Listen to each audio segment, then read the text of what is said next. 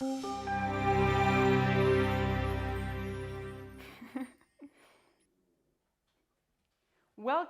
to the second Inspire&Dine of the summer semester 2021. My name is Felicitas. I am a student at the Center for Digital Technology and Management, short CDTM, and I have once again the honor to guide you through our event. As some of you might have already noticed, we are once again streaming this event live out of the center, the heart of CDTM here in Munich.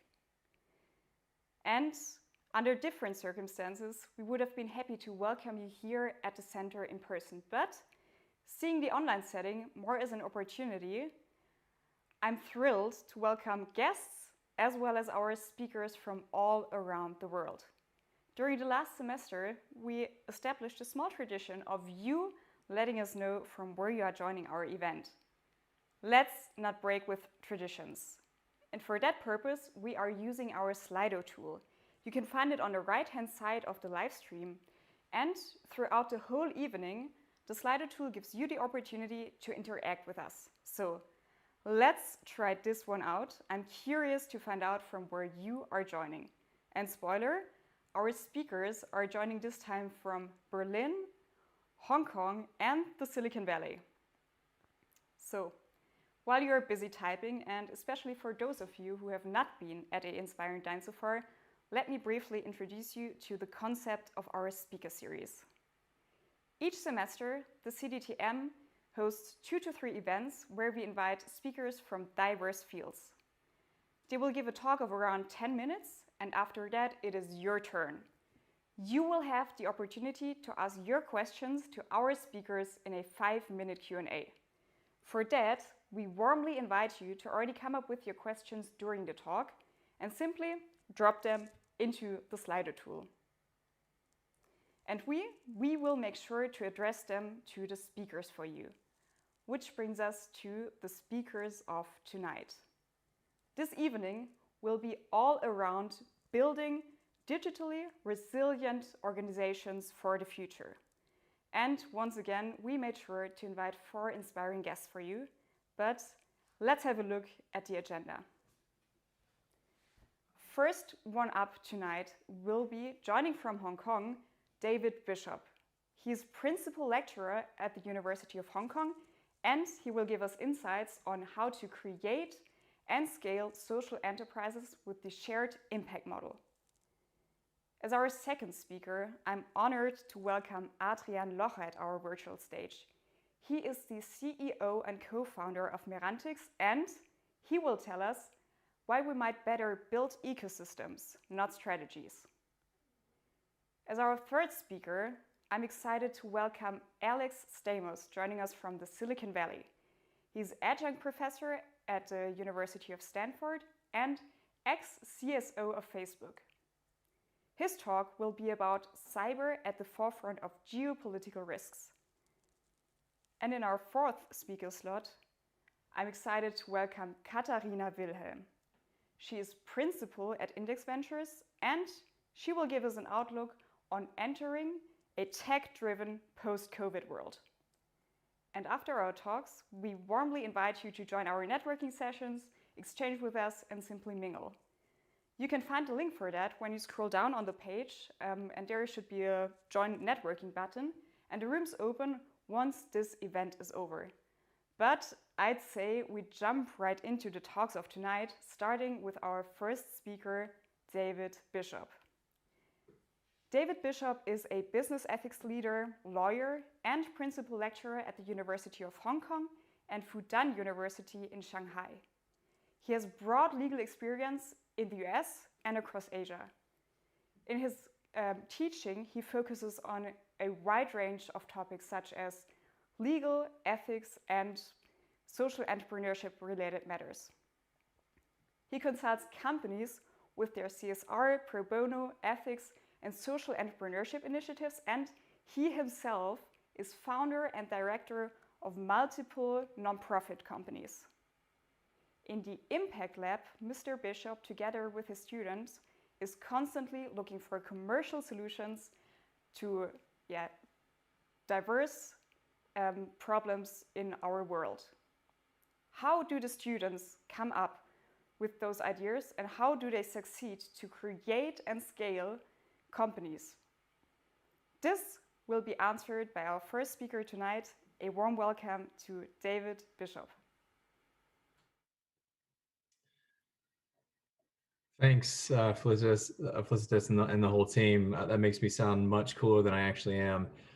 Yeah, I'm really glad I get to speak to you. It is currently about 1:06 a.m. where I am, so if my kids wake up in the background, I apologize. But yeah, basically, I'm here to effectively describe like what it is that I do, and to be honest, I feel like I'm really lucky. I feel like I have the coolest job in the world, because basically I'm a lawyer by training, as was mentioned, and I was very lucky to be a lawyer in multiple parts of the world. And in 2009, I joined the Faculty of Business and Economics at the University of Hong Kong. And so basically, the simplest way to describe my role is that I try to empower youth by coming up with really creative solutions to broad social problems. So as was mentioned, we created something called the Impact Lab, and the Impact Lab has welcomed over 1,000 students from over 40 countries and universities, and dozens of universities include, and the students work for about 120 hours a semester. So they put in over 120,000 hours of work in over 40 social enterprises. And the interesting thing, I think the thing that sets Impact Lab apart is that a lot of the organizations we're not just consulting, we're actually building and scaling social enterprises, like from the ground up. And the first organization that we created is something called Soap Cycling. So again, as I said, we try to create commercially viable problem or solutions to like broad social issues. And the first company that I created, I was working in the business faculty, and as a lawyer, I didn't go to business school. I was relatively uncomfortable with the idea of business school, to be frank, especially because it was during the financial crisis. And so I went up to a group of students hoping that I could give them a broader set of experiences and said, look, if I start a company, will you run it for me? And that was basically how this journey began. And I wanted to give them an opportunity for risk-free entrepreneurship. And in return, what they had to do was to work really hard and hopefully create some positive impact on society. And so I gave them a number of different ideas that I had, and the one that they chose is the one that's in front of you now, called Soap Cycling.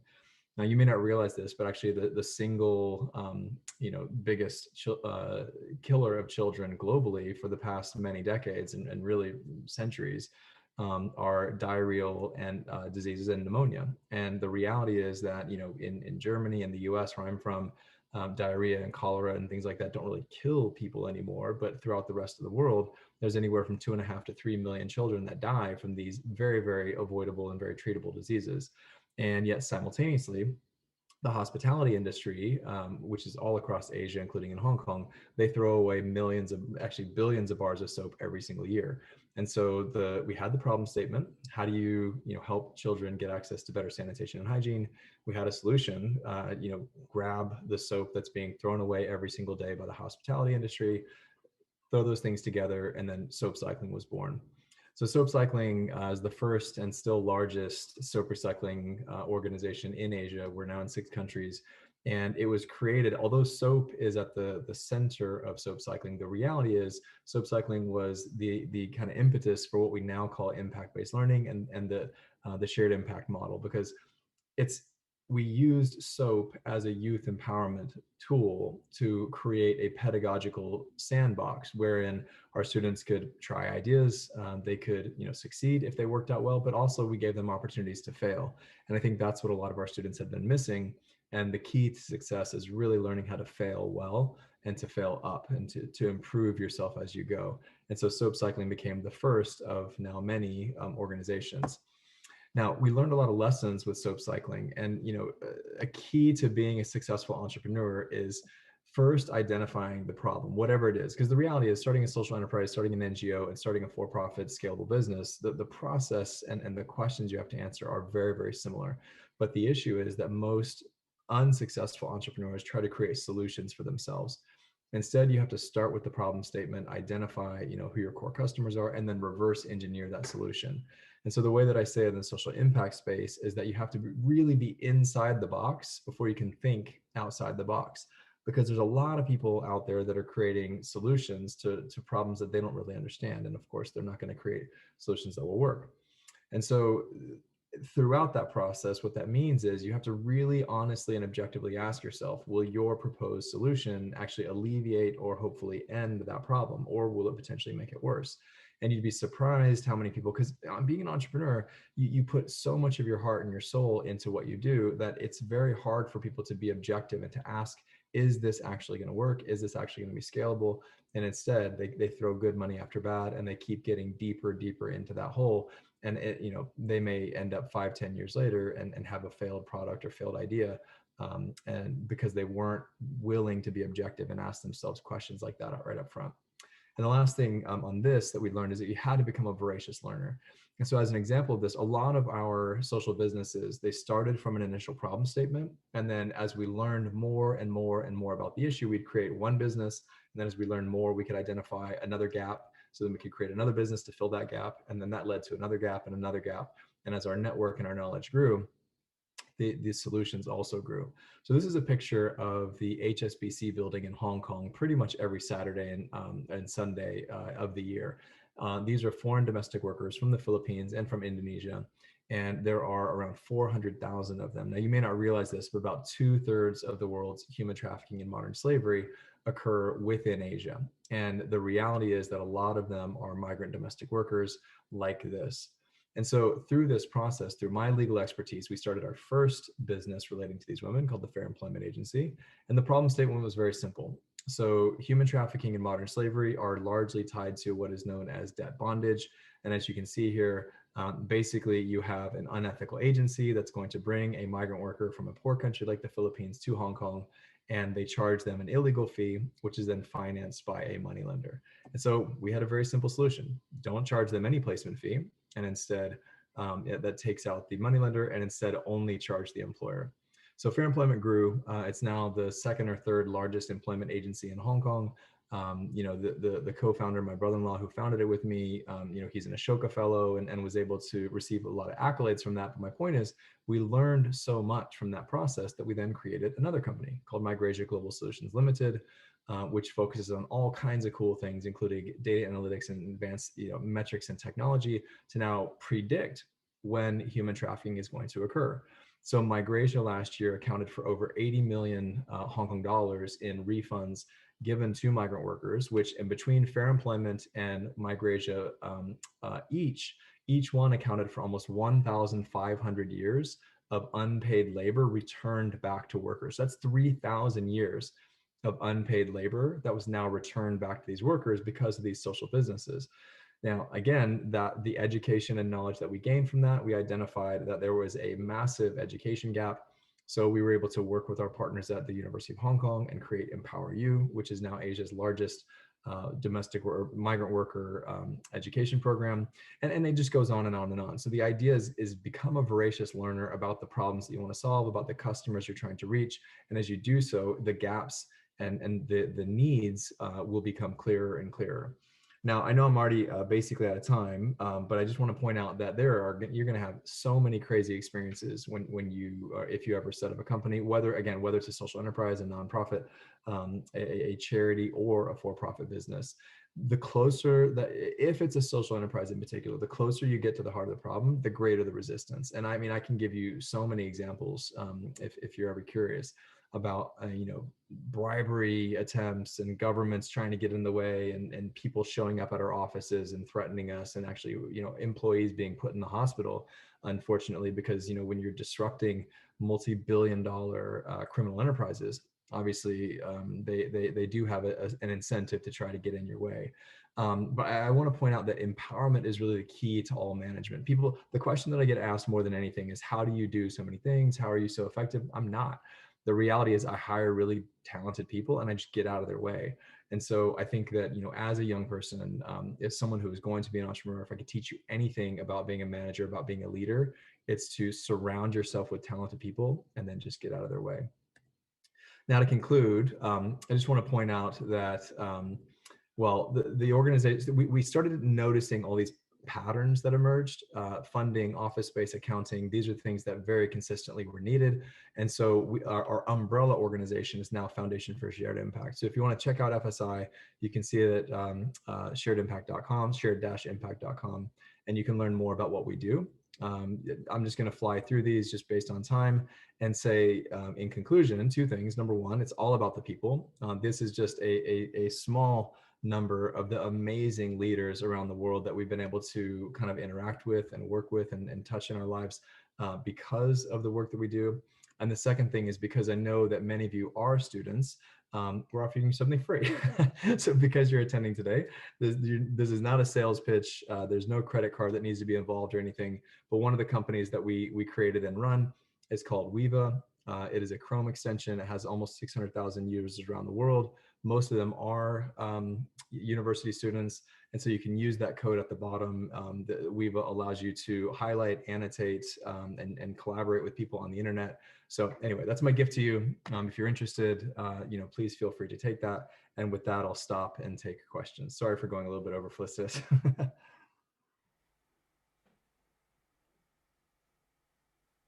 Yeah, no worries at all. Thank you so much for your talk and also for the gift you have brought with you tonight. And yeah, I'd say we jump right into the questions for you. We got the first one, that is, how do you come up with the ideas of your ventures, or do students come up with them themselves?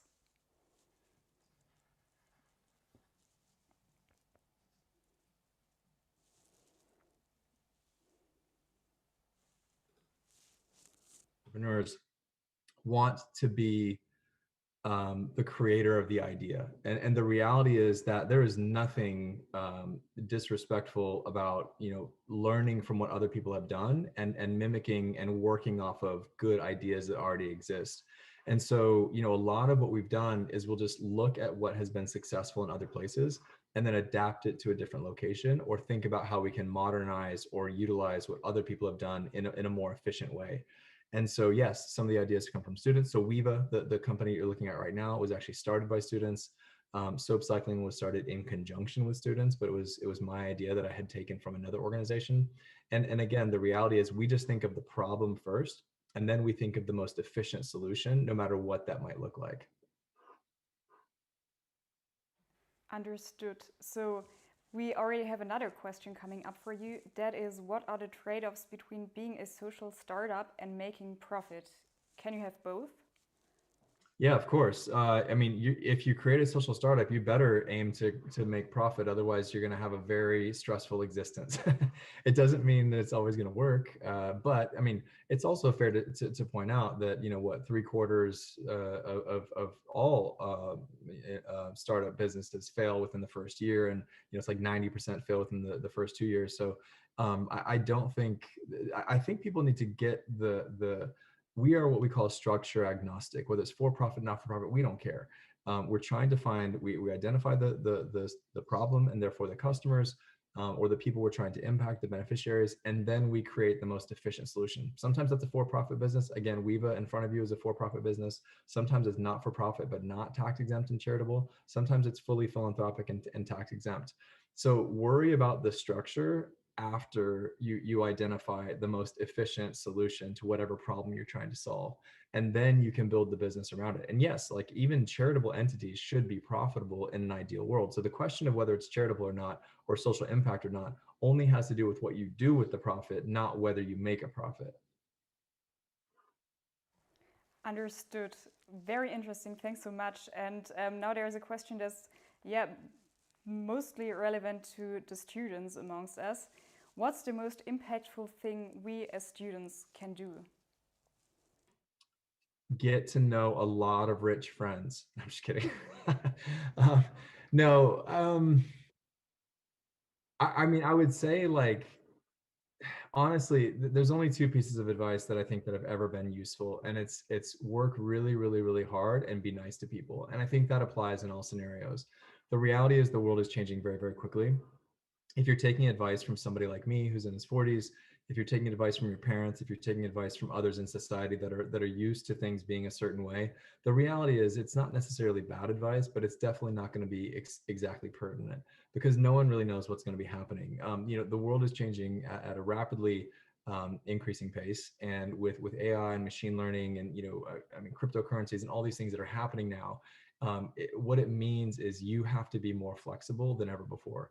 So get used to the idea of change, be willing and brave enough to embrace the ambiguity and the change that's going to be occurring, and make sure that you're putting yourself in position to stay ahead of the waves of change. So, the classical skills like law and medicine, and even more modern ones like computer programming, are still very relevant, but they're less and less relevant. And even when they're relevant, they change very quickly now. And so you have to focus on what I call the human skills, right? Management, leadership, time management, effective communication in both written and verbal form. These are things that translate across any industry and across any time. And they're also things that machines will never do better than humans do. So make sure that if you're spending time on developing skills, make sure they're skills that we as humans will always do better than machines. Because the reality is, they think that, they say about 38% of all existing jobs right now will be disrupted within the next 10 years. That's right as you guys are going to be in the heart of your career. And so if you focus so much on one specific thing, that career might not even be like primarily used by humans, or humans will be used or employed in those positions within 10 years. So be flexible and look for other opportunities. Yeah, thanks a lot for that tip. We make sure to stay agile and flexible. About staying maybe agile and flexible, there is a question about when you already have started your startup. How can I incorporate social impact once a venture startup is already set up? And that would be already the last question for you. It's a great question. Well, first of all, I'll say I don't believe in the concept of social entrepreneurship, just to be frank. I think it's actually kind of a dangerous concept. I think every entrepreneur should focus on a social reason. If you don't have a social purpose for existing beyond making money, you probably shouldn't be granted a corporate charter, just to be frank.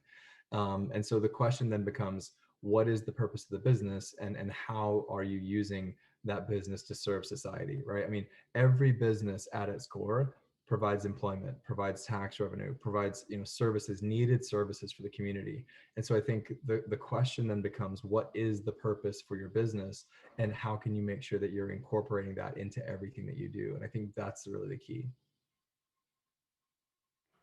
Thanks for these incredible last words, and a huge thanks for your talk and for answering all of our questions. It was really great having you, and especially thanks that you stayed up in order to make it to our event.